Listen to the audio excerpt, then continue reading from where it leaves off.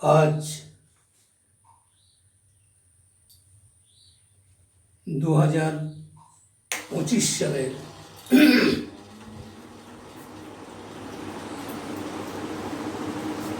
23শে June. এই 23শে June দিনটি গোটা ভারতবর্ষের শাশ্বত সনাতন ধর্মের যে সকল মানুষ আছেন সেই সমস্ত সুবুদ্ধি সম্পন্ন রাজনৈতিক সচেতন ব্যক্তি ও সাধারণ মানুষ যাদের দেশের প্রতি আনুগত্য নিয়ে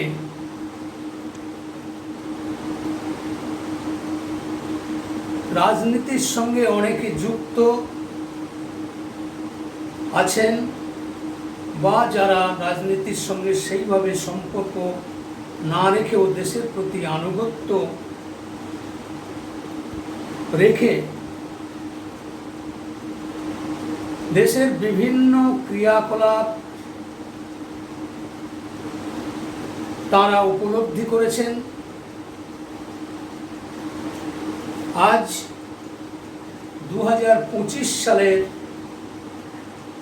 20শে জুন 23শে জুন এই দিনটি বিশেষ করে পশ্চিমবাংলার সমস্ত শাশ্বত সনাতন ধর্মের এবং শুভবুদ্ধি সম্পন্ন রাজনীতি সচেতন ব্যক্তিদের কাছে একটি উল্লেখযোগ্য দিন। 23শে জুন সকাল 3:40 1953 সালে মৃত্যু হয় আমাদের পরম পূজনীয় ডক্টর শ্যামাপ্রসাদ মুখার্জি মহোদয়ের। তাই আজকে 23/6/2025 তারিখে পশ্চিমবঙ্গের জন্মদাতা, নয়নের মণি ও ভারত কেশরী ডক্টর শ্যামাপ্রসাদ মুখার্জি মহোদয়ের বলিদান দিবসে বিনম্র শ্রদ্ধায় আমরা স্মরণ করি। আমরা জানি এমন মহামানবের আবির্ভাব হয়তো আর হবে না। বিন্দুতে সিন্ধু দর্শন, দূরদর্শিতা, কর্মযোগী সেই অকুতভয় মানুষ হিসেবে আর আসিবে না ফিরে। তাই সেই মহাপুরুষকে, মহামানবকে আমরা ভারতীয় জনতা পার্টির পক্ষ থেকে সারা পশ্চিমবঙ্গ ব্যাপী ও ভারতবর্ষের বিভিন্ন প্রদেশে আজকের দিনটা তাকে শ্রদ্ধাঞ্জলি দেবার একটি বিশেষ দিন। এই দিনে আমরা তাকে স্মরণ করি এই কারণে, অতীতের যে ইতিহাস, সেই ইতিহাসের পূর্ণাঙ্গ সত্যতা আজকের পাঠ্যপুস্তকে এবং শিক্ষা ব্যবস্থার মাধ্যমে বর্তমান প্রজন্মের ছাত্র সমাজের কাছেও উপেক্ষা করে একটা দীর্ঘ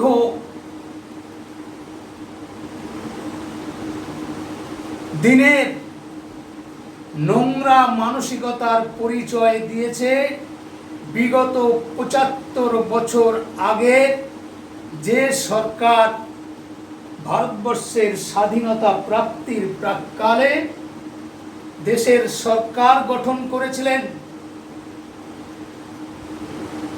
সেই দিন থেকে এই মহামানবের ডক্টর শ্যামাপ্রসাদ মুখার্জি, বাংলার বাঘ স্যার আশুতোষ মুখোপাধ্যায়ের যোগ্য সন্তান, একজন আইনজীবী, একজন শিক্ষাবিদ, একজন সমাজ সংস্কারক এবং পীড়িত মানুষের জন্য উনি একজন ভগবানের স্বরূপ হয়ে উনি বহু গরিব মানুষের সেবায় নিজেকে নিয়োজিত করেছেন। তার দীর্ঘ ইতিহাস আজ চর্চা হয় না। আজ ভারতীয় জনতা পার্টির তত্ত্বাবধানে আমরা এই দিনটিকে যে যেমন ভাবে পারে, যার যেখানে যেমন সুবিধা আছে, প্রত্যেকেই আজকের এই শুভ দিনটিকে, শুভ দিন বলবো না, এটা হচ্ছে খুবই একটা বেদনাদায়ক দিন, ওনাকে স্মরণ করার জন্যে পালিত হচ্ছে। সেইরূপ আমিও আমার বাড়িতে ওনাকে শ্রদ্ধাঞ্জলি জানাবার জন্য পূর্ব বর্ধমান জেলার অধীনে পূর্বস্থলী উত্তর বিধানসভার অন্তর্গত ১ নম্বর মণ্ডলের সহ সভাপতি হিসেবে বর্তমানে আমি দায়িত্বে আছি। অতীতে দীর্ঘ ৩৯ বছর ধরে ভারতীয় জনতা পার্টির সঙ্গে প্রত্যক্ষ এবং পরোক্ষভাবে আমি নিজেকে দলের একজন কার্যকর্তা হিসেবে মানুষের কাছে আমি বিভিন্ন মাধ্যমে পথসভা, জনসভা, প্রশিক্ষণ শিবির থেকে আরম্ভ করে বিভিন্ন সাংগঠনিক বৈঠক থেকে আরম্ভ করে রাজ্য সরকার এবং কেন্দ্রীয় সরকারের নির্দেশিত যে সমস্ত দলীয় কর্মসূচি, সেই দলীয় কর্মসূচি যথাযথভাবে পালন করার জন্যে অঙ্গীকারবদ্ধ। তাই আমি বিগত ৩৯ বছর ধরে ভারতীয় জনতা পার্টির আমি একজন কার্যকর্তা হিসেবে নিজেকে প্রচণ্ড গর্ববোধ করি, আমি প্রচণ্ড অহংকার করি। আমি একজন ভারতীয় জনতা পার্টির সৈনিক হিসেবে আমি মানুষের কল্যাণে, দেশের কল্যাণে, সমাজের কল্যাণে আমি কাজ করার চেষ্টা করে গেছি। বিগত দিনের রাজনৈতিক জীবনে অনেক চড়াই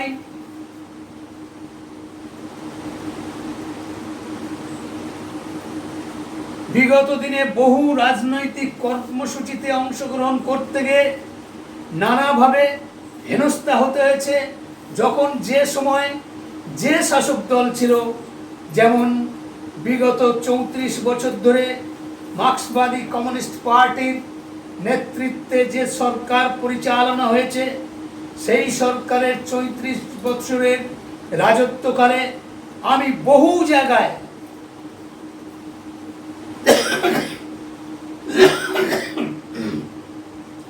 উক্ত শাসক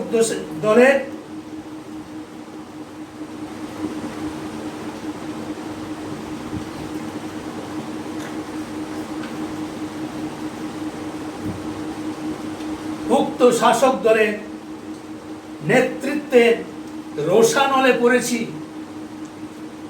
আমাকে পারিবারিকভাবে নানা রকম হেনস্থা করা হয়েছে। আমার এই বাড়ির দরজায় বোম মারা হয়েছে। আমাকে নানা রকম প্রলোভন দেয়া হয়েছে যে তোমার কি চাই, চাকরি চাই, লোন চাই, নানা রকম প্রতিশ্রুতি দিয়ে আমাকে ভারতীয় জনতা পার্টি যাতে আমি স্বেচ্ছায় পরিত্যাগ করি এবং তাদের সঙ্গ দিই, এটাই তাদের চাহিদা ছিল। কিন্তু আমি রীতিমতো পড়াশুনো করে আমি ভারতীয় জনতা পার্টির যে আদর্শ, ভারতীয় জনতা পার্টির যে দর্শন, সেই দর্শন এবং আদর্শকে পাথেয় করে আমি প্রচুর পড়াশুনো করেছি। করেই আমি ভারতীয় জনতা পার্টির একজন কার্যকর্তা হিসেবে, একজন সৈনিক হিসেবে নিজেকে মানুষের কাছে পরিচিতি লাভ করতে সহায়ক ভূমিকা আমি পালন করেছি। আমি রাজ্য বিজেপির একজন দায়িত্বশীল কার্যকর্তা হিসেবে, যখন আমাদের শ্রদ্ধেয় রাহুল সিনহা রাজ্য বিজেপির সভাপতি ছিলেন, কিষাণ মোর্চার সভাপতি ছিলেন, আমাদেরই বিধানসভার সাক্ষী গোপাল ঘোষ, যিনি একসময় মন্তেশ্বর মণ্ডলের সভাপতি ছিলেন, আমিও 3 বছর সাধারণ সম্পাদকের দায়িত্ব পালন করেছি এবং রাজ্য কমিটিতে আমি একজন কার্যকর্তা হিসেবে, রাজ্য কমিটির মেম্বার হিসেবেও আমি বিভিন্ন কর্মসূচিতে অংশগ্রহণ করেছি। আর আমার রাজনৈতিক জীবনে দীর্ঘ ইতিহাস, যে 39 বছরে আমি কয়েক হাজার জায়গায় আমি বক্তব্য রেখেছি। সেই বক্তব্য বিভিন্ন জায়গায়, বর্ধমান থেকে কালনা, আমাদের গোটা বর্ধমান জেলার বিভিন্ন ব্লকে, কলকাতায় এবং অন্যান্য জেলাতেও আমি আমার একজন বক্তা হিসেবে নিজের যে গ্রহণযোগ্যতা ভারতীয় জনতা পার্টির কর্মীদের কাছে আমি সাদর আমন্ত্রণ পেয়েছি এবং সেই সমস্ত জায়গায় আমি আমার বক্তব্য আমি রেখেছি এবং আমার বক্তব্যে বহু মানুষ খুশি হয়েছে। অনেক দৃষ্টান্ত আছে আমার বক্তব্যের, এমন দৃষ্টান্ত আছে আজকের এই মহাপুরুষের বলিদান দিবসেও রাজনৈতিক বক্তব্য তো রাখতেই হবে, কারণ আমি যে বিজেপির একজন সৈনিক, তাই বিজেপির কথা, আমার দৈনন্দিন জীবনের কথা এবং ভারতীয় জনতা পার্টির একজন দায়িত্বশীল কার্যকর্তা হিসেবে এটা আমার নৈতিক কর্তব্যের মধ্যেই পড়ে। এখানে লাল কৃষ্ণ আদবানির প্রতিকৃতি আপনারা দেখতে পাচ্ছেন। এখানে আমাদের যশস্বী বিশ্ব বরেণ্য প্রধানমন্ত্রীর ছবি আপনারা দেখতে পাচ্ছেন। এখানে আমাদের ভারতবর্ষের নয়নের মণি, দেশকে স্বাধীন করবার জন্যে যে নেতাজি সুভাষচন্দ্র বোস এবং আমাদের ভারত মাতার ছবি রয়েছে, অটল বিহারী বাজপেয়ী আর একজন সফল প্রধানমন্ত্রী ছবিও দেখতে পাচ্ছেন। তার পাশাপাশি আমাদের কংগ্রেসের যে প্রধানমন্ত্রী ছিলেন ডক্টর মনমোহন সিং, তারও প্রতিকৃতি আমার মঞ্চে আমি সাজিয়ে রেখেছি। কারণ এনারাও এক একজন দেশের জন্য সে যেমনভাবে করুক, যে রাজনৈতিক আঙিনার মধ্যে থেকে করুক, তিনি তো দায়িত্ব পালন করেছেন। এখানে ডক্টর মনমোহন সিংয়ের যে দীর্ঘ রাজনৈতিক জীবনের ইতিহাস এখানে আমি তুলে ধরেছি, যাতে আমার দলের কর্মীরাও জানতে পারে, বুঝতে পারে দেশ পরিচালনার জন্যে যোগ্য ব্যক্তিদের যোগ্য স্থানে তাদের মর্যাদা দিয়ে তাদেরকে রাজনীতির ময়দানে তারা অবতীর্ণ হয়েছেন। তাই লালকৃষ্ণ আদবানির কথা আমি এই কারণে তুললাম।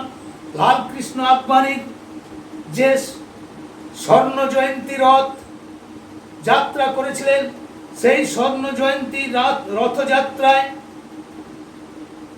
1997 সালের 22শে জুনের সেই ঘটনা আপনারা কল্পনা করতে পারবেন না। আমি বাধ্য হয়েছিলাম, তখন হুগলি জেলায় ডানলবের কাছে একটি কোম্পানিতে আমি চাকরি করতাম। সেই ডানলবের কাছে একটি ফ্যাক্টরিতে চাকরি করতাম, কিন্তু ওখানকার বিজেপির মণ্ডল সভাপতি এবং জেলার নেতৃত্ব আমাকে আহ্বান করেছিলেন ওই দিন, অর্থাৎ 1997-এর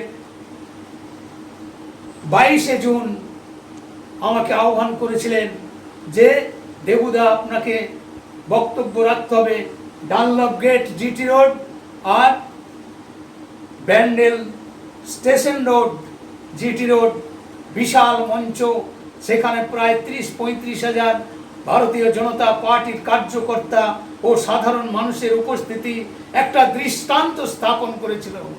আমি ডানলপ গেটের কাছে 2 ঘন্টা 35 মিনিট কন্টিনিউ বক্তব্য রাখতে বাধ্য হয়েছিলাম, কারণ সেখানে আরও যে সমস্ত বক্তারা ছিলেন তারা বিভিন্ন পথসভায় অংশগ্রহণ করেছিল।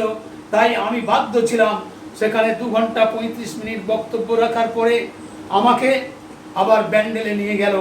ব্যান্ডেলে যে মগরা মণ্ডলের সভাপতি রাজেন্দ্র সিং আমাকে বললেন, আগে থেকেই বলেছেন দেবুদা আপনাকে সবার শেষকালে দেব, কারণ আমাদের কাছে এমন কোনো বক্তা নেই, এই এত মানুষ, এত কর্মী, আমাদের শ্রদ্ধেয় নেতা লালকৃষ্ণ আদবানিজির রথ আসছে। সেই লালকৃষ্ণ আদবানিজির রথে ছিলেন আমাদের তৎকালীন নেতা তপন শিকদার, বিষ্ণুকান্ত শাস্ত্রী, অধ্যাপিকা শান্তি রায় থেকে আরম্ভ করে তাবর তাবর নেতা সেই লালকৃষ্ণ আদবানির সেই রথযাত্রায় সামিল হয়েছিলেন।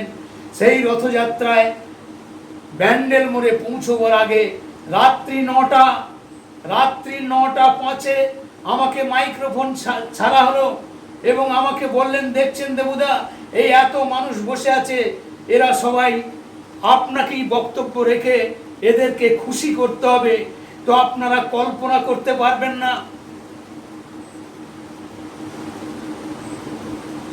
দেবী সরস্বতীর আশীর্বাদ। রাত্রি 9:05 আমি মাইক্রোফোনের সামনে গেছি। বক্তব্য রাখতে রাখতে এত আবেগ চলে এসেছে, আমার মনে হচ্ছিল যে মা সরস্বতী স্বয়ং আমার উপরে ভর করেছেন। বক্তব্য রাখতে রাখতে এত তথ্য প্রমাণ সাপেক্ষ বক্তব্য আমি রাখতে পেরেছি। রাত্রি 9:05 আমি মাইক্রোফোনের সামনে আসার পরে বক্তব্য রাখতে রাখতে 3.5 ঘন্টা পেরিয়ে গেছে। এক উচ্চ শিক্ষিত প্রায় 80 বছরের বৃদ্ধ আবেগ সামলাতে না পারে ওই স্টেজের মধ্যে চলে এসেছেন আমাকে কনগ্রাচুলেশন জানাবার জন্য। তখন আমি বক্তব্যের আমার যে বিষয়বস্তু ছিল, সুনীল গঙ্গোপাধ্যায় একজন সাহিত্যিক, সেই সুনীল গঙ্গোপাধ্যায়ের কুরুচিপূর্ণ মন্তব্য এবং বুদ্ধিজীবী সমীপেষু আমাদের প্রয়াত শিবপ্রসাদ রায়ের লেখা বুদ্ধিজীবী সমীপেষু, সেই বই থেকে এত তথ্য, অনর্গল তথ্য বক্তব্য রাখার জন্যে আমার কাছে সঞ্চিত ছিল। তাই আমি ওই সাহিত্যিক অর্থাৎ বামপন্থী মনোভাবাপন্ন একজন সাহিত্যিক সুনীল গঙ্গোপাধ্যায়, আমি আজকেও আমার এই বক্তব্যের মাধ্যমে ওই ঘটনার কথা যখন উল্লেখ করেছি আমি তুলে ধরতে চাই এই জন্যে, সুনীল গঙ্গোপাধ্যায় এমনভাবে হিন্দু বিদ্বেষী, শাশ্বত সনাতন ধর্মের বিদ্বেষী, চীনের দালাল, পাকিস্তানের দালাল, তার বিভিন্ন উপন্যাস এবং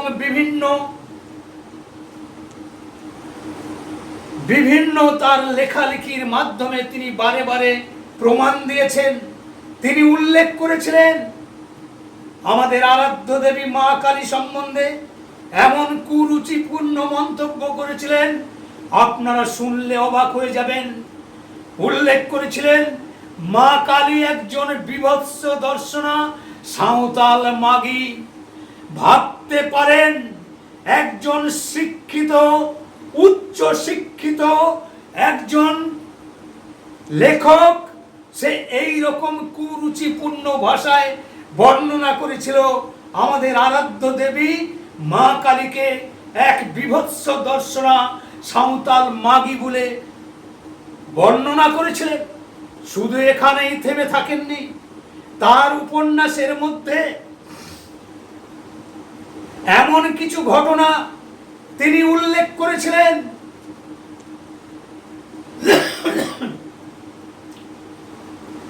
বোম্বে থেকে উচ্চ শিক্ষিত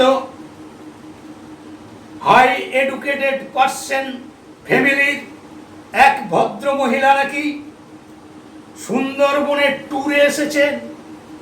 সেই সুন্দরবনে ট্যুরে এসে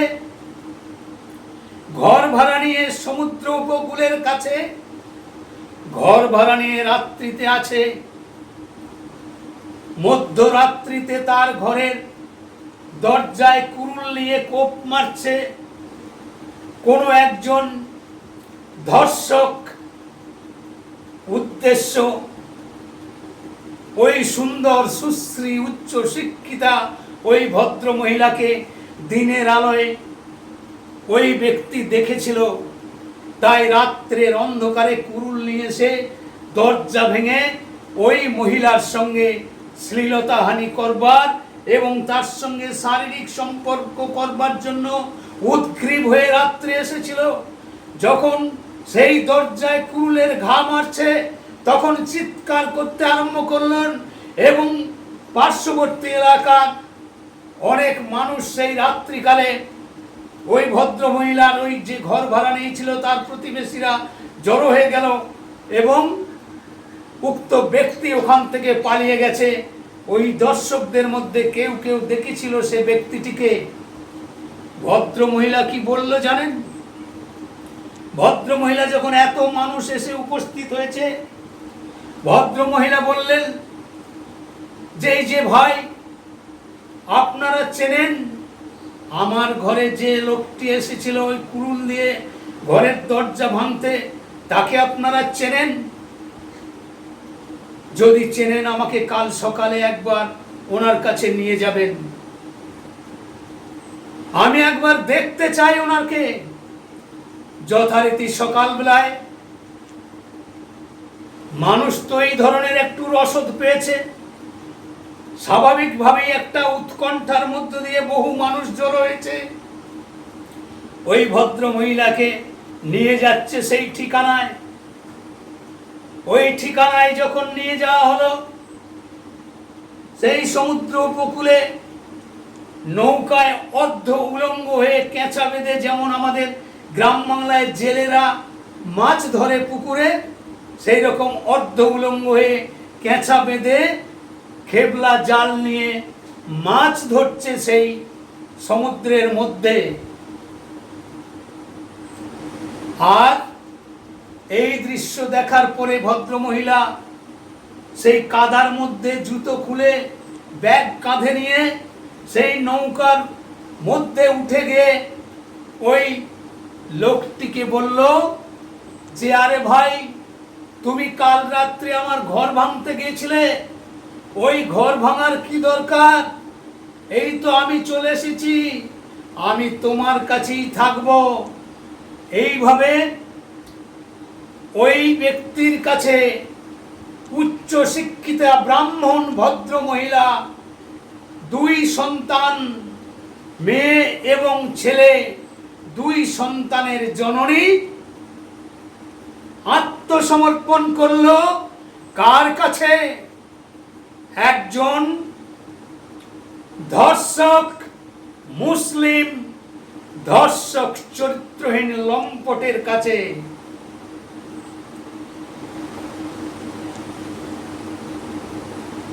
সেই ব্যক্তির কাছে বললেন যে আমি তোমার কাছে থাকব। যথারীতি উৎসুক জনতা ওখান থেকে চলে আসলো, ওদেরকে বলল যে আপনারা চলে যান, আমার ঠিকানা আমি পেয়ে গেছি। সেই নৌকায় উনি থাকতে লাগলেন। 2 দিন পরে খবর পেয়ে বোম্বে থেকে ছুটে এসেছে ওনার মেয়ে জামাই ছুটে এসে দেখছে যে ওদের মা আর জামাইয়ের শাশুড়ি এই নৌকার মধ্যে উনুন জ্বালিয়ে উনুনের নিচে ফুঁ দিয়ে কড়াই গরম করবে মাছ ভাজার জন্যে। তাই হাওয়া দিয়ে উনুনের নিচে ফুঁ দিয়ে কড়াই তাতিয়ে তেল গরম করে মাছ ভাজা খাবে। আর এই অবস্থায় মেয়ে জামাই শাশুড়িকে আর মেয়ের মা তাদেরকে কনগ্রাচুলেশন জানাচ্ছে। মা, জামাই বলছে, মা, তোমার প্রগতিশীলতা দেখে আমরা অবাক হয়ে যাচ্ছি। কোথায় সেই রাজপ্রাসাদ ছেড়ে উচ্চ শিক্ষিত সেই অ্যারিস্টোক্রেট ফ্যামিলির একজন শিক্ষিত ভদ্র মহিলা, আজকে আপনি জাভেদ মিয়ার কাছে, ওই ভদ্রলোকের নাম হচ্ছে জাভেদ মিয়া, জাভেদ মিয়ার কাছে আত্মসমর্পণ করেছেন। তাহলে বুঝতে পারছেন এই উপন্যাসের মধ্যে এইটা তো কায়দা করে ওই ভদ্র মহিলা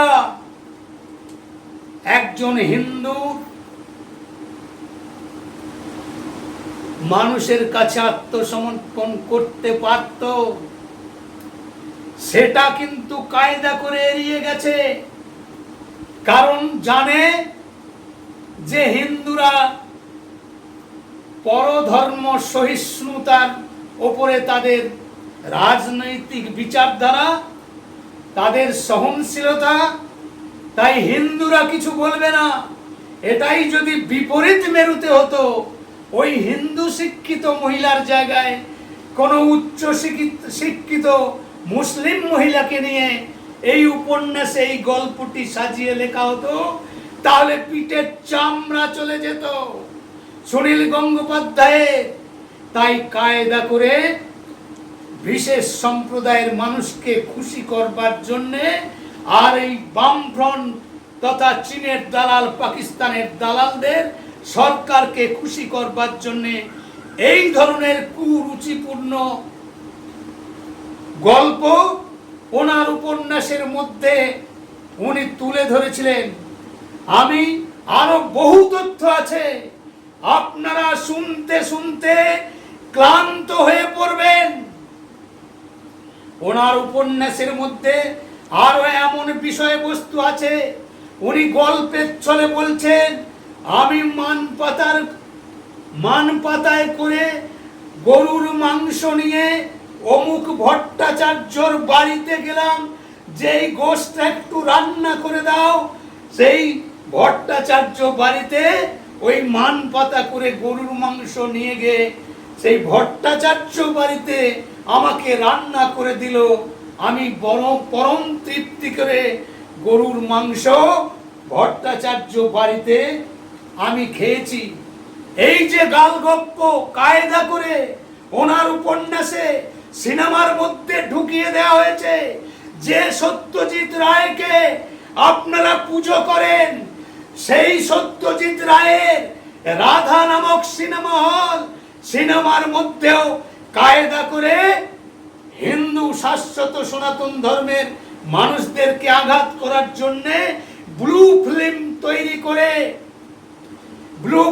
তৈরি করে শাশ্বত সনাতন ধর্মের মানুষদেরকে আঘাত করা হয়েছে।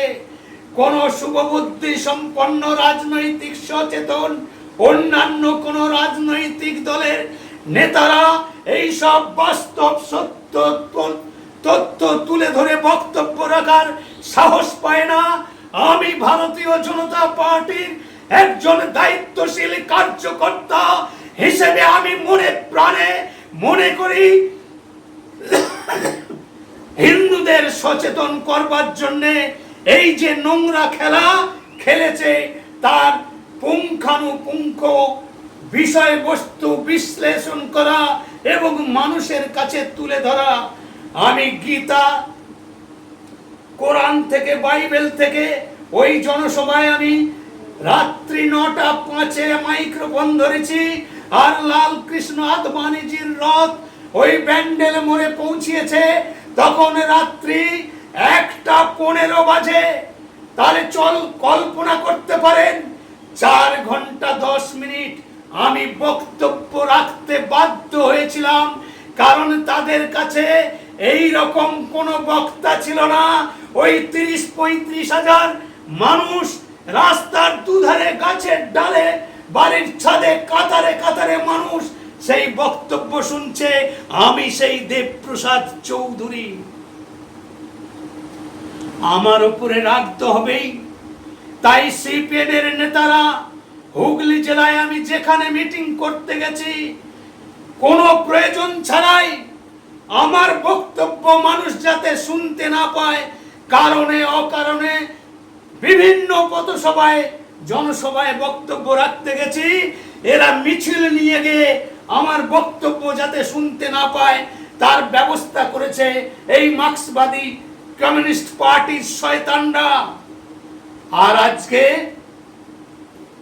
আজকে ডক্টর শ্যামাপ্রসাদ মুখার্জির মৃত্যু দিবস পালন করতেছে, এই কথা এই জন্যই আমি তুলে ধরলাম। আরো বহু তথ্য আছে। আমার শারীরিক সেই সুস্থতা নেই, শারীরিক দিক দিয়ে আমি অসুস্থ হয়েও আমি আবেগ সামলাতে না পেরে আমি এই কতগুলি কথা তুলে ধরলাম। বিশেষ তাৎপর্য হলো আমাদের বাংলার বাঘ স্যার আশুতোষ মুখোপাধ্যায়ের যোগ্য সন্তান ভারত কেশরী ডক্টর শ্যামাপ্রসাদ মুখার্জির আজকের যে বলিদান দিবস পালন করছি, এর প্রেক্ষাপটেও আজকে যে অবস্থা, এই যে অপারেশন সিঁদুরের নাম দিয়ে আমাদের যোগ্য যশস্বী প্রধানমন্ত্রী, স্বরাষ্ট্রমন্ত্রী পাকিস্তানের বিরুদ্ধে জিহাদ ঘোষণা করে আজকে যেই যুদ্ধের বাতাবরণ তৈরি হয়েছে, যে কাশ্মীরকে নিয়ে আজকে দীর্ঘ 77 বছর ধরে, দীর্ঘ 75 বছর ধরে যে সরকার পরিচালনা করেছে, বিগত 45 বছর ধরে কংগ্রেস নামক একটি জগদ্দল পাথর, সেই পণ্ডিত জওহরলাল নেহরুর নেতৃত্বে দ্বিজাতি তত্ত্বের ভিত্তিতে ভারত মাতাকে দ্বিখণ্ডিত করে যে পাকিস্তানের জন্ম দিয়ে কাশ্মীরের সংখ্যালঘু সম্প্রদায়ের মানুষদেরকে বিশেষ সুবিধা দানের মাধ্যমে 370 ধারা নামক একটি জঘন্য ধারা কায়েম করে কাশ্মীরকে ভারত ভুক্তির মধ্যে অন্তর্ভুক্ত না করে একটা বিষ ও বৃক্ষ রোপণ করে দীর্ঘমেয়াদী একটা জ্বলন্ত সমস্যার সৃষ্টি করেছিল তৎকালীন দিনের কংগ্রেস সরকার। তাই আমার দলের, আমার ভারতবর্ষের তথা পশ্চিম বাংলার নয়নের মণি ভারত কেশরী ডক্টর শ্যামাপ্রসাদ মুখার্জি 1952 সালে লোকসভা নির্বাচনে আজকে যে জায়গা থেকে বর্তমান মুখ্যমন্ত্রী মমতা বন্দ্যোপাধ্যায় লোকসভায় নির্বাচিত হয়ে পার্লামেন্টে একজন এমপি হিসেবে নির্বাচিত হয়ে কয়েকবার গেছেন, সেই লোকসভা কেন্দ্র থেকে আমার নয়নের মণি ভারত কেশরী ডক্টর শ্যামাপ্রসাদ মুখার্জি ওই যাদবপুর দক্ষিণ কলকাতা কেন্দ্র থেকে নির্বাচিত হয়েছিলেন। 1952 সালে 3 জন লোকসভার ক্যান্ডিডেট নির্বাচিত হয়েছিলেন, কিন্তু ওনার ক্ষুরধার বক্তব্য, দেশের প্রতি আনুগত্য,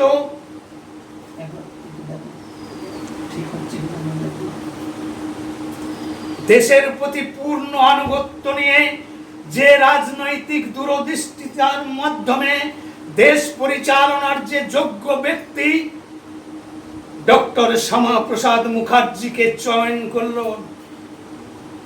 জওহরলাল নেহরুর ইচ্ছা ছিল না, কিন্তু রাজনৈতিক জাঁতাকলের মধ্যে পড়ে মহাত্মা গান্ধীও অনুরোধ করেছিলেন যে ডক্টর শ্যামাপ্রসাদ মুখার্জিকে মন্ত্রিসভায় নিতে হবে। ডক্টর শ্যামাপ্রসাদ মুখার্জি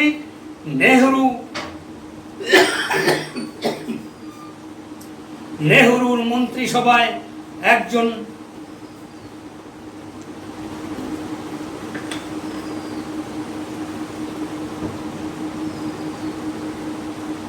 শিল্পমন্ত্রী হিসেবে তিনি দায়িত্বভার গ্রহণ করেছিলেন।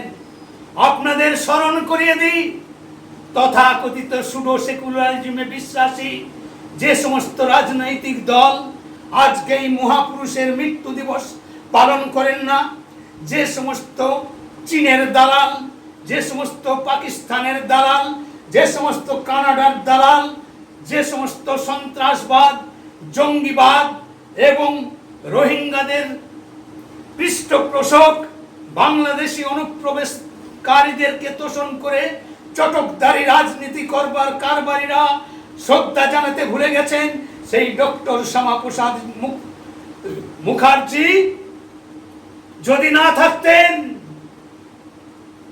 আজকের এই পশ্চিম বাংলার 2/3 জেলা কলকাতা সহ পাকিস্তানের অন্তর্ভুক্ত হয়েছিল। তাই ডক্টর শ্যামাপ্রসাদ মুখার্জি হিন্দুদের উপরে কঠোরভাবে অন্যায়, অত্যাচার, নিপীড়ন, ধর্ষণ, রক্তের হোলি খেলছিল তৎকালীন পাকিস্তানের সরকার। তাই তিনি সেই জ্বালা সহ্য করতে পারেননি এবং গ্রেট ক্যালকাটা কিলিং এর মাধ্যমে 1946 সালের যে গ্রেট ক্যালকাটা কিলিং, আপনারা অনেকেই ইতিহাস ভুলে গেছেন। সেই গ্রেট ক্যালকাটা কিলিং এর মাধ্যমে তথ্য আছে, প্রমাণ আছে। 1946 সালের 16ই আগস্ট যে কোজাগরী লক্ষ্মী পুজোর দিনে কলকাতায় হিন্দু নিধন যজ্ঞ শুরু করেছিল সুরাবুদ্দির নেতৃত্বে মুসলিম লীগের সরকার, তৎকালীন মুসলিম লীগের সমর্থনে যে সুরাবুদ্দির সরকার চলছিল, সেই গ্রেট ক্যালকাটা কিলিং এর মাধ্যমে কলকাতার রাজপথ লালে লাল হয়ে গিয়েছিল। এত মৃত্যুর মিছিল, এত মৃতের লাশ রাস্তায় পড়ে গড়াগড়ি খাচ্ছিল, শকুনের পর্যন্ত অরুচি ধরে গিয়েছিল। সেই ঘটনার পুনরাবৃত্তি আজ করতে বাধ্য হচ্ছি। আজকের আমাদের নয়নের মণি ডক্টর শ্যামাপ্রসাদ মুখার্জি যদি না থাকতেন, গত 2 দিন আগে 20 জুন পশ্চিমবঙ্গ বাঁচাও, পশ্চিমবঙ্গের সৃষ্টিকর্তা ডক্টর শ্যামাপ্রসাদ মুখার্জি, তিনি যদি না থাকতেন, এই যে জায়গায় আমি বক্তব্য রাখছি,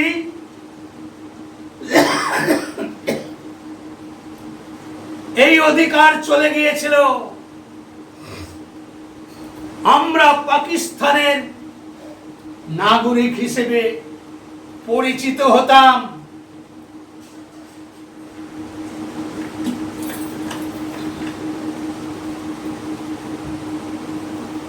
তাই আমার কণ্ঠ রুদ্ধ হয়ে আসছে, শারীরিকভাবে অসুস্থ, তারপরেও ওনার সম্বন্ধে বক্তব্য রাখতে উঠলে, ওনার জীবনী ব্যাখ্যা করতে গেলে, এখন শুরু করলে আমি রাত্রি 12টা পর্যন্ত ওনার সম্বন্ধে বলতে পারি।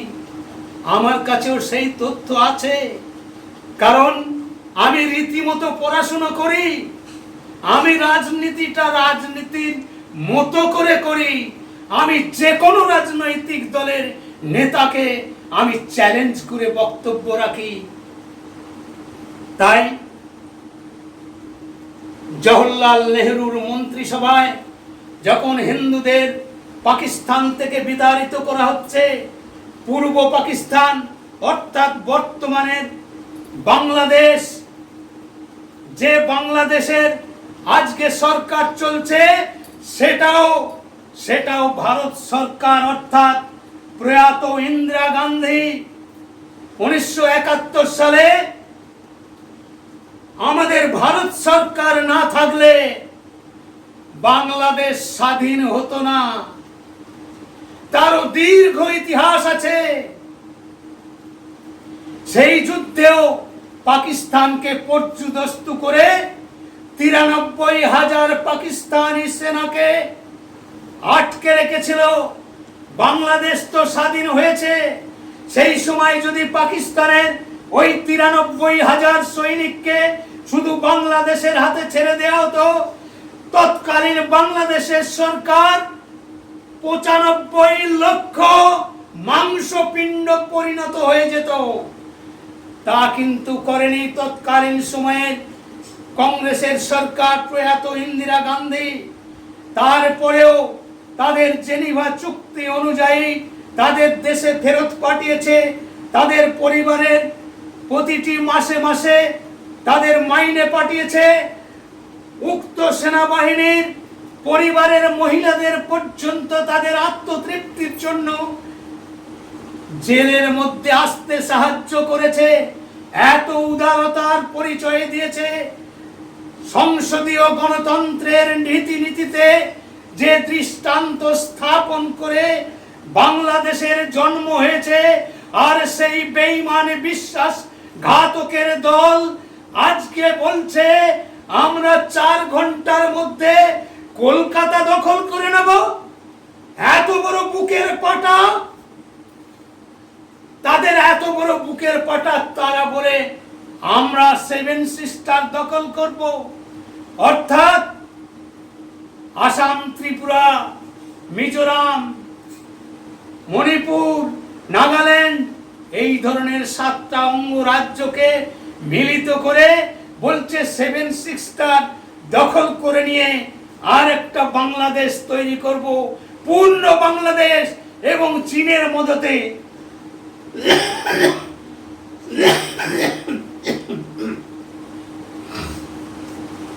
এই সমস্ত উস্কানিমূলক বক্তব্য তারা রেখেছে এই অপদার্থ ইউনিশ সরকার। আর আমাদের প্রধানমন্ত্রী তার যোগ্য জবাব দিয়েছে।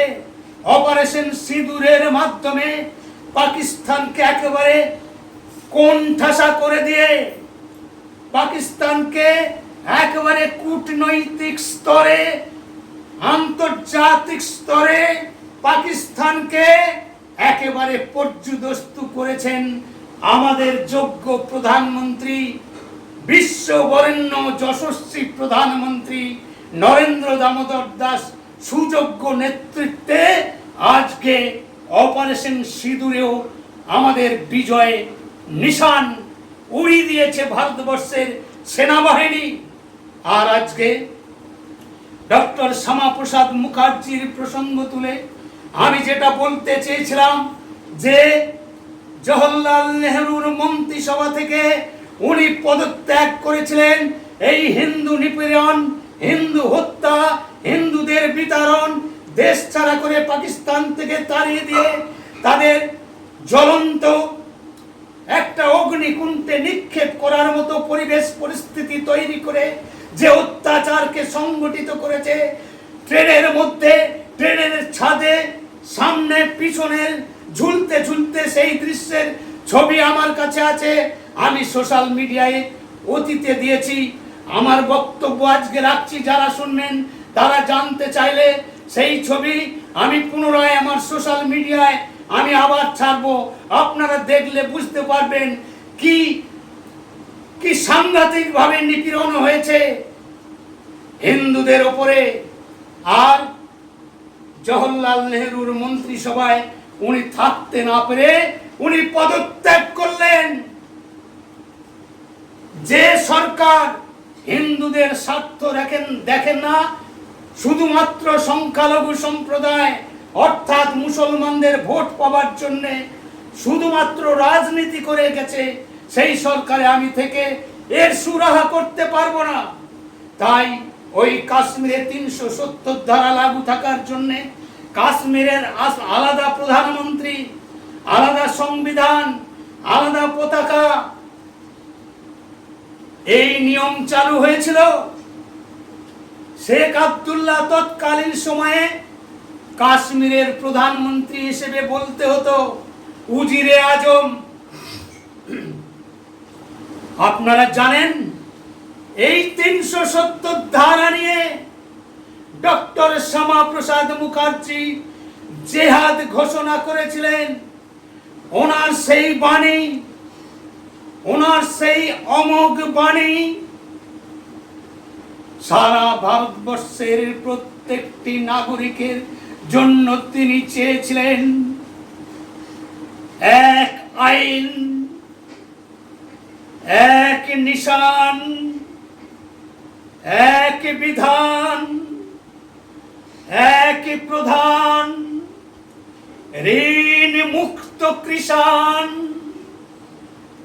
করহীন হিন্দুস্তান, শোষণহীন হিন্দুস্তান, কর মুক্ত বাসস্থান। এই নিয়মকে পাথেয় করে উনি জেহাদ ঘোষণা করেছিলেন এবং জওহরলাল নেহরুর মন্ত্রিসভা থেকে পদত্যাগ করে কাশ্মীরের বুকে পাসপোর্ট প্রথার বিরুদ্ধে ডক্টর শ্যামাপ্রসাদ মুখার্জি জেহাদ ঘোষণা করলেন। এবং তৎকালীন সময়ে 1952 সালে গোটা পশ্চিম বাংলা তথা ভারতবর্ষের বিভিন্ন প্রদেশে জনজোয়ার আছড়ে পড়ল ডক্টর শ্যামাপ্রসাদ মুখার্জির আহ্বানে। ডক্টর শ্যামাপ্রসাদ মুখার্জি বললেন, আমি এই আইন মানি না, এই পাসপোর্ট প্রথা আমি মানি না, আমি কাশ্মীর যাত্রা করব, আমার নিজের দেশে আমি যাব, আমি কোনো পাসপোর্ট নেব না, আমি কোনো পাসপোর্ট প্রথা মানি না। তাই শ্যামাপ্রসাদ মুখার্জি কাশ্মীরে গেলেন। কাশ্মীরে যাওয়ার সঙ্গে সঙ্গে শ্রীনগরের পুলিশ বাহিনীকে লেলিয়ে দিয়ে তৎকালীন প্রধানমন্ত্রী পণ্ডিত জওহরলাল নেহরু, মোহাম্মদ আলী জিন্নাহ, শেখ আব্দুল্লাহ এবং তৎকালীন সময়ে প্রয়াত বঙ্গেশ্বর জ্যোতিবাবু, সর্বভারতীয় মার্ক্সবাদী কমিউনিস্ট পার্টির সম্পাদক সুরজিৎ সিং, এদের তত্ত্বাবধানে সেদিন ডক্টর শ্যামাপ্রসাদ মুখার্জিকে একটি জেলের মধ্যে, শ্রীনগরের জেলে আটকে রাখা হলো এবং সেই সময় প্রায় 10,000, প্রায় 11,000 জনগণ কাশ্মীর যাত্রা করেছিলেন। আর ডক্টর শ্যামাপ্রসাদ মুখার্জিকে স্লো পয়জন করে, স্ট্রেপ্টোমাইসিন ইনজেকশন দিয়ে স্লো পয়জন করে ডক্টর শ্যামাপ্রসাদ মুখার্জিকে মেরে ফেলা হলো। আমি টাইমটা আগেই বলেছি, আবার একবার আপনাদেরকে আমি স্মরণ করিয়ে দিতে চাই। 23শে জুন সকাল 3:40 1953 সালে আমাদের নয়নের মণি পরম পূজনীয় ডক্টর শ্যামাপ্রসাদ মুখার্জি মহোদয়ের মৃত্যু হয়। তার সেই মৃত্যুতে ওনার মা বারে বারে জওহরলাল নেহরুকে চিঠি করেছেন যে আপনি শ্বেতপত্র প্রকাশ করুন, আমার সন্তান কেমন ভাবে মারা গেল, তদন্ত কমিশন গঠন করুন। কিন্তু এমন নির্লজ্জ বেহায়ার দল বিগত 45 বছর ধরে কংগ্রেসের শাসন থাকার পরেও সেই তদন্ত কমিশন থেকে তদন্ত কমিটির মাধ্যমে এই প্রকৃত সত্য ইতিহাস সাধারণ মানুষ তথা যোগমায়া দেবীর কাছে, ওনার ভাইদের কাছে, ওনার পরিবারের কাছে কোন রকম সান্ত্বনা দেওয়ার ব্যবস্থা করেনি। তাই এই জ্বলন্ত অধ্যায় আজকে ব্যাখ্যা করার প্রয়োজন আছে, ভারতবর্ষের মানুষকে জানানোর প্রয়োজন আছে। তাই এই মহামানবের নতুন করে তো আর জন্ম হবে না, কিন্তু তার মন্ত্র শিষ্য আমাদের প্রয়াত প্রধানমন্ত্রী অটল বিহারী বাজপেয়ী, ওনার সান্নিধ্যে এসে উনি জনসংঘের জন্ম দিলেন। ডক্টর শ্যামাপ্রসাদ মুখার্জি এবং অটল বিহারী বাজপেয়ী এনাদের তত্ত্বাবধানে জনসংঘের জন্ম হলো। জনসংঘের অনেক সাফল্য এসেছে। আর একজন মহাপুরুষ পণ্ডিত দীনদয়াল উপাধ্যায়, এদের তত্ত্বাবধানে রাষ্ট্রীয় স্বয়ংসেবক সংঘের তত্ত্বাবধানে একটা বিরোধী রাজনৈতিক দল হিসেবে স্বীকৃতি অর্জন করলো। তারপরে পণ্ডিত দীনদয়াল উপাধ্যায়কেও কানপুর থেকে একটা সম্মেলন সেরে মুজাফফরপুর রেল স্টেশনে ট্রেনের মধ্যে তাকে হত্যা করা হলো।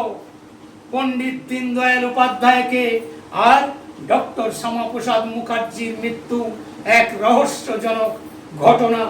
তাই জওহরলাল নেহরু সেদিন জওহরলাল নেহরুকে ডক্টর শ্যামাপ্রসাদ মুখার্জি চ্যালেঞ্জ করেছিলেন এবং বলেছিলেন, Jawaharlal Nehru divided India, but I doctor Shyama Prasad Mukherjee divided Pakistan.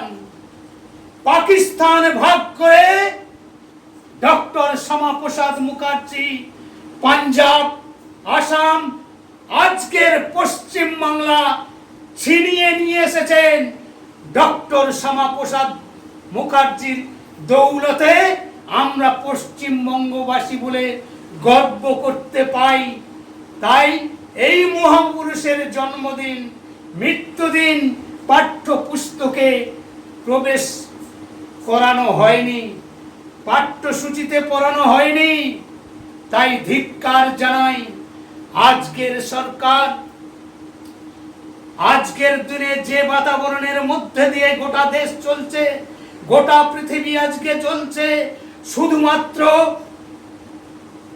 কাশ্মীরের সেই 370 ধারা আইনকে বাতিল করার জন্যে, ওই পাসপোর্ট প্রথা বাতিল করার জন্যে, ভারতবর্ষের স্বাধীন ভারতের প্রথম আত্মবলিদান ডক্টর শ্যামাপ্রসাদ মুখার্জি দিয়ে বুঝিয়ে দিয়েছেন এবং ওই পাসপোর্ট প্রথাকে চিরতরে বাতিল করতে উনি সহায়ক ভূমিকা নিয়েছেন।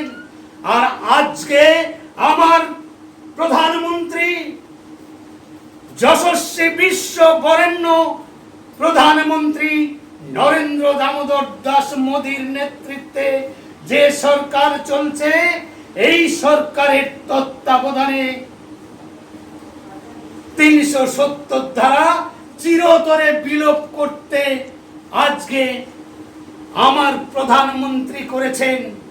আর আমি বলেছি না, আমি কয়েক হাজার জায়গায় বক্তব্য রেখেছি এবং আমার বিজেপির প্রত্যেকটি মঞ্চে আমার একটাই এজেন্ডা ছিল, দীর্ঘ 39 বছরের রাজনৈতিক জীবনে আমার প্রধান এজেন্ডা ছিল কাশ্মীরের বুকে এই 370 ধারা আইনকে বাতিল করতে হবে। এটাই আমার প্রধান এজেন্ডা ছিল। তার জন্য হুগলি জেলায় আমি বক্তব্য রাখছি। হুগলিতে রবীন্দ্রনগর বাজারে প্রায় 2 ঘন্টা বক্তব্য রেখেছি। তখন তৃণমূলের সঙ্গে আমাদের বিজেপির জোটে ছিল। তপন দাশগুপ্ত তৃণমূলের প্রার্থীর সমর্থনে আমি বক্তব্য রাখছি। দেবপ্রসাদ চৌধুরী আর তৎকালীন তৃণমূলের নেতারা আমার পিছন থেকে আমার পাঞ্জাবির ঝুল টেনে আমাকে থামাতে চাইছিল যে দেবুদা ওই 370 ধারা নিয়ে আপনি ব্যাখ্যা করেন না। কিন্তু দেবুদা তো সে কথা শুনবার পাত্র নয়, কারণ আমার প্রধান এজেন্ডাই হলো কাশ্মীরের বুকে 370 ধারা বিলোপের জন্য। আমার প্রধান এজেন্ডা ছিল কাশ্মীরের 370 ধারা বাতিল করতে হবে। তাই আমি প্রতিটি মঞ্চে, প্রতিটি পথসভা, জনসভা, কর্মসূচি, প্রশিক্ষণ শিবির আমার একটাই উক্তি ছিল, কাশ্মীরের 370 ধারা বাতিল করতে হবে। কেন বাতিল করতে হবে জানেন? কজন জানেন? কার কাছে শুনেছেন? কোন রাজনৈতিক দলের কাছে শুনেছেন? আমার কাছে শুনুন। আমি দেবপ্রসাদ চৌধুরী বলছি, এই আইন বাতিল করার পিছনে আজকের ডেটে মোদিজি আসবার আগে পর্যন্ত যে স্ট্যাটিস্টিক্স প্রধানমন্ত্রী নরেন্দ্র মোদি এই আইন বাতিল করার আগের পর্যন্ত যে স্ট্যাটিস্টিক্স, তা হলো প্রায় 8.5 লক্ষ কোটি টাকা। 8.5 লক্ষ কোটি টাকা এই 370 ধারা নামক বিষ বৃক্ষ কাশ্মীরে বলবৎ থাকার জন্য প্রত্যেকটা ভারতবাসীকে দিনের পর দিন কর দিতে হয়েছে। সেই করের টাকায় ওদের জামাই আদরে লালন পালন করে তোষামোদের রাজনীতি করে শুধু কাশ্মীরে পাথরবাজি হয়েছে। কাশ্মীরে জঙ্গি অনুপ্রবেশ ঘটানোর মাধ্যমে বেছে বেছে হিন্দুদের হত্যা করা হয়েছে, অগ্নি সংযোগ করেছে, বাড়িঘর দুয়ার লুট করেছে। 3,25,000 হিন্দু ব্রাহ্মণ পণ্ডিত তাদেরকে কাশ্মীর থেকে বিতাড়িত করেছে।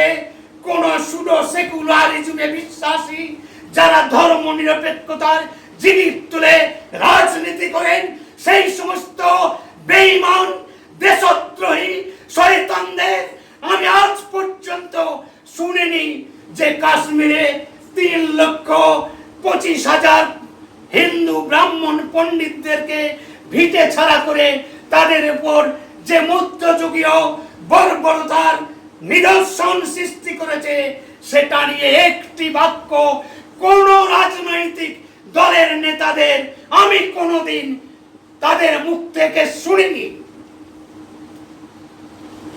আর বিজেপির মুন্ডুপাত করছেন দূরদর্শনের মাধ্যমে। এই চীনের দালাল, পাকিস্তানের দালাল, কানাডার দালাল, এই দেশদ্রোহী সন্তান শয়তানরা দূরদর্শনের মাধ্যমে বসে পাঞ্জাবির আস্তিন গুটিয়ে বড় বড় বাতেলা মারে একটা দিনের জন্যে। আমি আবার বলছি, এই শুয়োরের বাচ্চারা, আমি জ্ঞানকৃত বলছি, এই শুয়োরের বাচ্চারা, দেশদ্রোহী দল একটা দিন এই কাশ্মীরে 3,25,000 মানুষের উপরে নিপীড়ন, তাদের দেশ ছাড়া করা এবং 8.5 লক্ষ কোটি টাকা এই যে তাদের জামাই আদর করে লালন পালন করতে হয়েছে, সে বিষয়ে একটি বিতর্কে অংশগ্রহণ করে কোন বিবৃতি কোন বিজেপি রাজনৈতিক দলের নেতারা আজ পর্যন্ত বলতে শুনিনি। আমি শুয়োরে বাচ্চা বলাতে অনেকের আমাতে ঘা লাগছে। কেন শুয়োরের বাচ্চা বলছি? তারা প্রকৃতই শুয়োরের বাচ্চা, দেশদ্রোহী শয়তান। তাই এইসব বাস্তব সত্য জেনেও তারা মুখে কুলুপ দিয়ে শুধুমাত্র মুসলমানদের ভোট পাওয়ার জন্য আজকে নাটক করছে। আজকে মোদিজি দেখিয়ে দিয়েছে, বেশি বাড়াবাড়ি করো না। পাকিস্তান খুব চোট ফুর্তি করছিল, আজকে যুদ্ধের বাতাবরণ চলছে। আজকে বিগত প্রায় 3 বছর হতে চলল,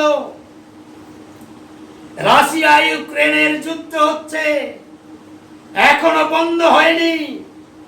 ওই রাশিয়া ইউক্রেনের যুদ্ধ চলাকালীন আমার প্রধানমন্ত্রী, আমার মহামানব প্রধানমন্ত্রী, বিশ্ববরেণ্য প্রধানমন্ত্রী, তার কত পাওয়ার, গোটা বিশ্বের সমস্ত শক্তিশালী রাষ্ট্রকে বুঝিয়ে দিয়েছেন। নরেন্দ্র দামোদর দাস মোদী কত পাওয়ার, ওনার একটা ফোনের মাধ্যমে রাশিয়া ইউক্রেনের যুদ্ধ বন্ধ করে, ইউক্রেনে রাশিয়ায় যে ভারতীয়, এমনকি পাকিস্তানের, বাংলাদেশের অনেক রাষ্ট্রের যুব ছাত্র, শিক্ষক, ডাক্তারি পড়তে যাওয়া এই সমস্ত মানুষকে নরেন্দ্র মোদী ভারতীয় ফ্ল্যাগ তাদের হাতে ধরিয়ে দিয়ে, প্লেনের ব্যবস্থা করে দিয়ে আজকে তাদের দেশে ফেরানোর ব্যবস্থা করেছে। তার নাম নরেন্দ্র দামোদর দাস মোদী। কেন শুয়োরের বাচ্চা বলছি এইবার বুঝতে পারছেন? আর আজকে নরেন্দ্র দামোদর দাস মোদী এই যুদ্ধকালীন পরিস্থিতিতে গতকালকে আবার ইরানের প্রধানমন্ত্রী, ইসরায়েলের প্রধানমন্ত্রীকে ফোন করে বলেছেন যুদ্ধ বিরতি করতে। কেন জানেন?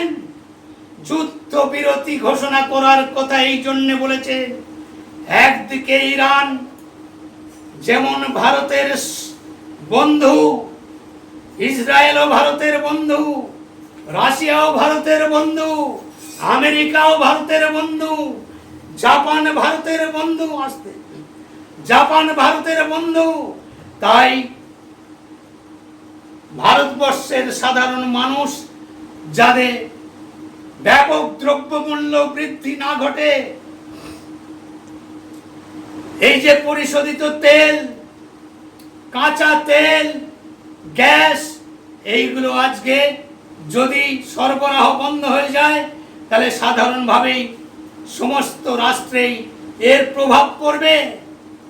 জিনিসপত্রের দাম হু হু করে বাড়তে থাকবে। আজকে তো মধ্যপ্রাচ্যের মধ্যে যুদ্ধের যে বাতাবরণ এসেছে, তাতে করে ইসরায়েল ইরানের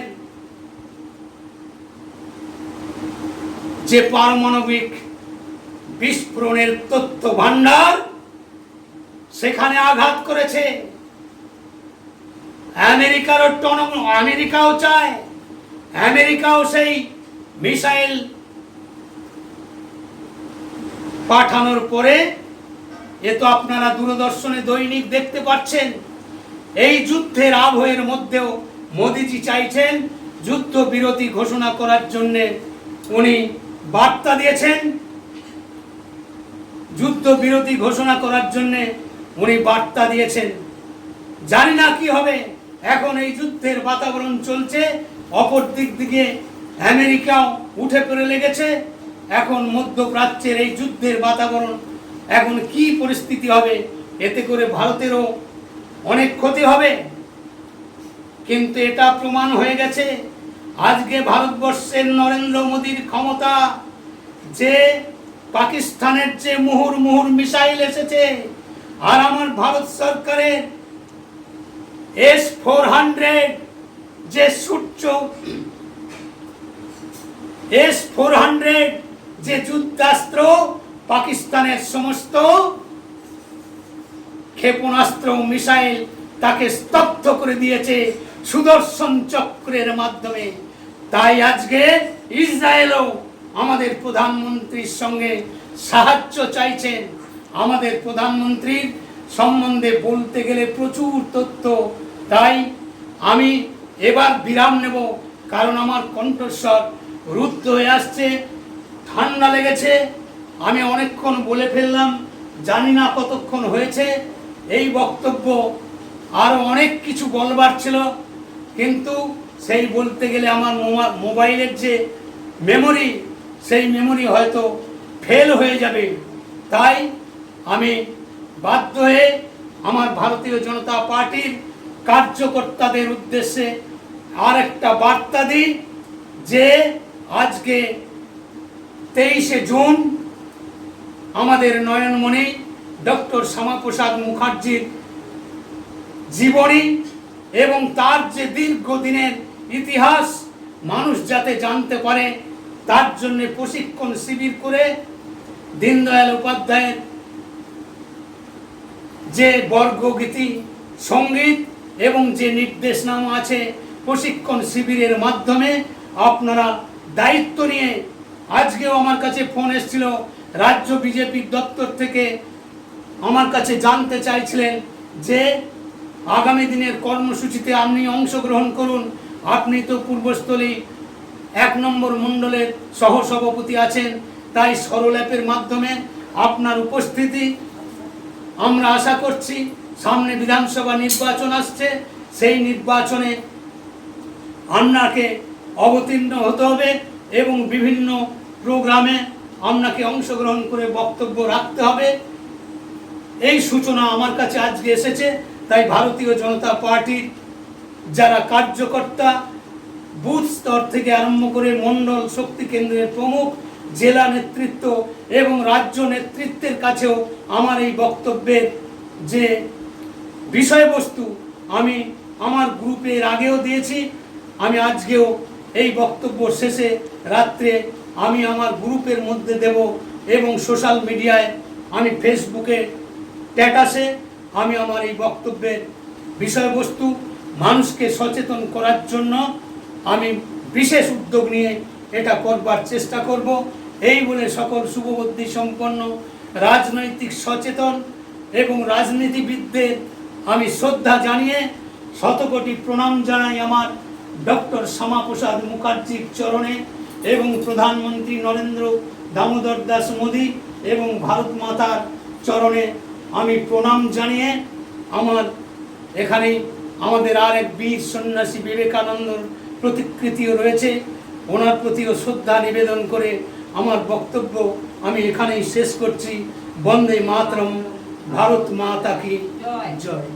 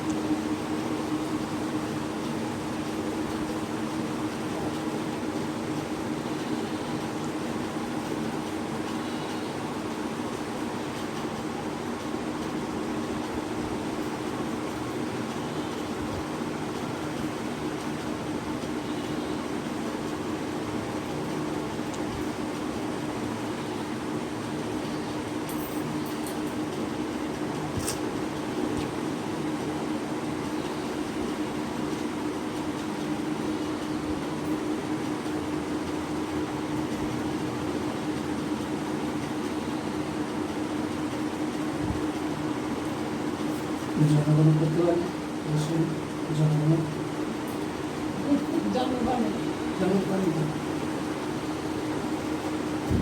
পরিশেষে